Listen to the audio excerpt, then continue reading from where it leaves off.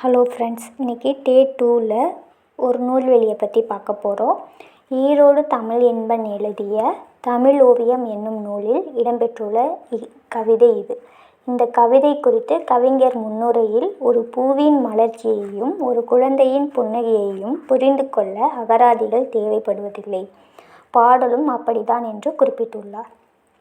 ஈரோடு தமிழின்பன் புதுக்கவிதை, சிறுகதை முதலான பல வடிவங்களிலும் படைப்புகளை வெளியிட்டுள்ளார். ஹைக்கூ, சென்ட்ரியூ, லிமரிக்கு என புது புது வடிவங்களில் கவிதை நூல்களை தந்துள்ளார்.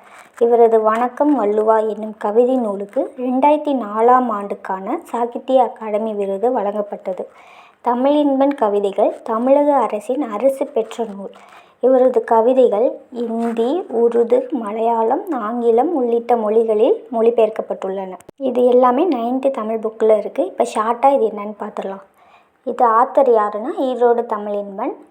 என்ன நூலில் இடம்பெற்றிருக்குன்னா தமிழ் ஓவியம்ங்கிற நூலில் தான் இப்போ இருக்க இந்த கவிதை இடம்பெற்றிருக்கு. இவர் இந்த கவிஞர் முன்னுரையில் என்ன சொல்கிறாருன்னா, ஒரு பூவின் மலர்ச்சியையும் ஒரு குழந்தையின் புன்னகையும் புரிந்து கொள்ள எப்படி அகராதி தேவையில்லையோ அது மாதிரி தான் ஒரு பாடலையும் நம்ம புரிஞ்சுக்கணும் அப்படிங்கிறாரு.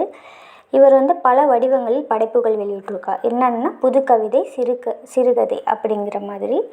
அடுத்து இவரோட கவிதை நூல்கள் என்னென்னு பார்த்தோன்னா ஹைக்கூ, சென்ட்ரியூ, லிமரிக்கு இதெல்லாம் அவரோட கவிதைகள். அடுத்து வணக்கம்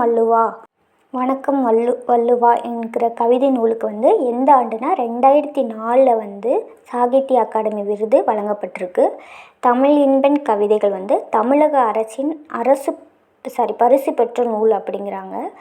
இவரோட கவிதைகள் எந்தெந்த மொழியில் இருக்குது அப்படின்னா இந்தி, உருது, மலையாளம், ஆங்கிலம் இந்த மொழிகள் எல்லாத்துலேயுமே மொழிபெயர்க்கப்பட்டுள்ளன.